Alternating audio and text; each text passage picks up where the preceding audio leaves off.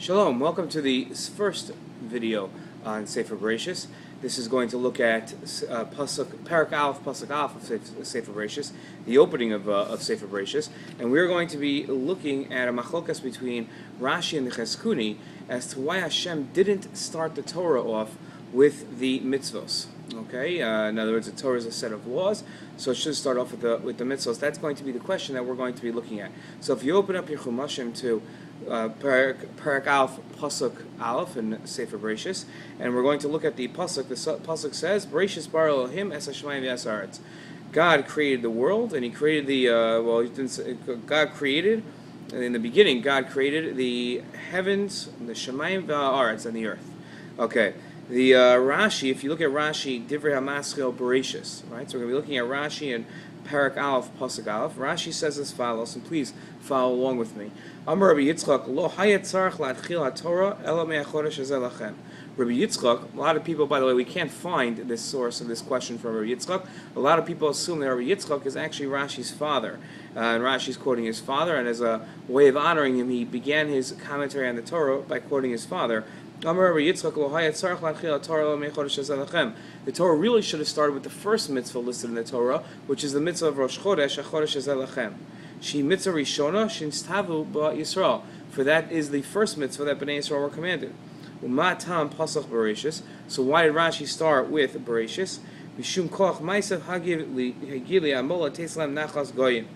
Right, so that what's the idea? I'm quoting a pasuk in Tehillim. He says, "Sheim yomer umos olam Yisrael listim atem, shekivashtem artzos shiva goyim." Right. Let's say the world would come to the Jews and say, "You are thieves. You stole the land of Israel from the 7 nations that lived there. Before Yoshua came into Eretz Yisrael, there were the 7 nations, the Canaanim and the Chitim, and 7 nations that lived in the land of Israel. So Bnei Yisrael, you came in, you conquered them, you stole the land." So let's say they would say that to them. What would our answer be? The entire land belongs to God, right? Who barav and nasna lasher yashar beinav. He created it, as we see in this pasuk. Bereshis bara Elohim es hashamayim v'es haaretz. He created it, and He can give it to whoever is just in His eyes, who it belongs to. B'ritzona nasna lahem u'ritzona natla mehem v'nasnu lanu.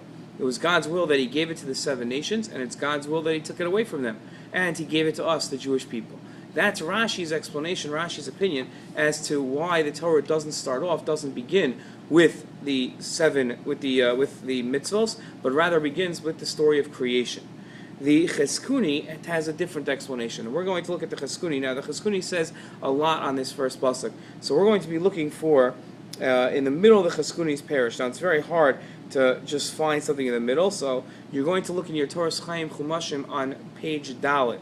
On the top right, it'll say page Dalet. Then you're going to look for the Chizkuni, and the Chizkuni you're going to look for. This is about 10 lines down, 4 words from the end. It has a abbreviation, Davar Acher, Dalet Aleph. It stands for Davar Acher, and this is what the Chizkuni says: Davar Acher, Lakach Pasach Binyan Yitzira.